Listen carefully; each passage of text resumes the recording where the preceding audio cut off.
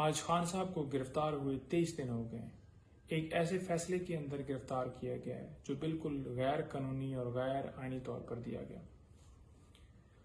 आज फिर delay tactics की गई। इलेक्शन कमीशन के वकील, जैसे कि आपको पता है, जो उन्होंने फुर्तियां दिखाई नीचे ट्रायल कोर्ट में, अब फुर्तियां नजर नहीं आ रही थी।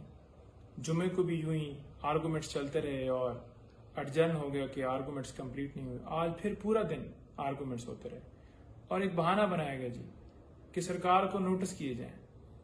अब सेक्शन जो 426 है क्रिमिनल प्रोसीजर कोड का, वो वाज़ेह कहता है, जिसमें जिक्र ही नहीं है नोटिस के हवाले से, तो एक ऐसी बात पूरा दिन की गई जिसका कोई ताल्लुक ही नहीं है।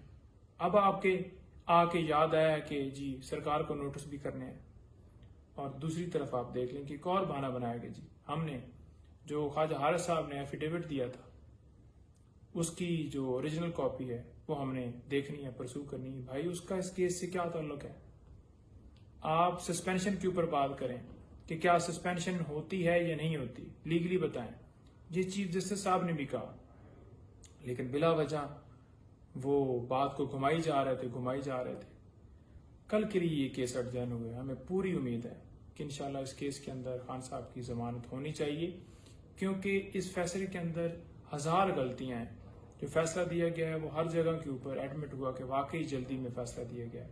गवाहों के हवाले से दरखास्त हाई कोर्ट के अंदर पेंडिंग थी और उसका इंतजार नहीं किया गया और फौरन दे दिया गया और पूरा डिफेंस का मौका नहीं दिया गया, हमारे आर्गूमेंट्स का हमें मौका नहीं दिया गया। हम कोर्ट के अंदर खड़े थे, हमें सुना नहीं गया।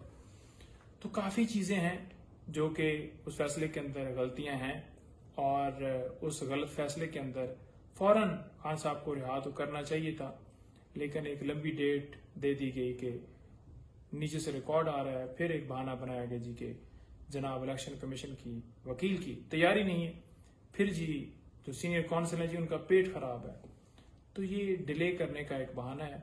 खान साहब डटे हुए हैं, खान साहब को किसी तरह से जितना मर्जी लंबा रख लें, उन्हें कोई इशू नहीं है। हाँ, हमें इशू है, हम नहीं देख रहे, हम नहीं देख सकते उनको इस हालत में।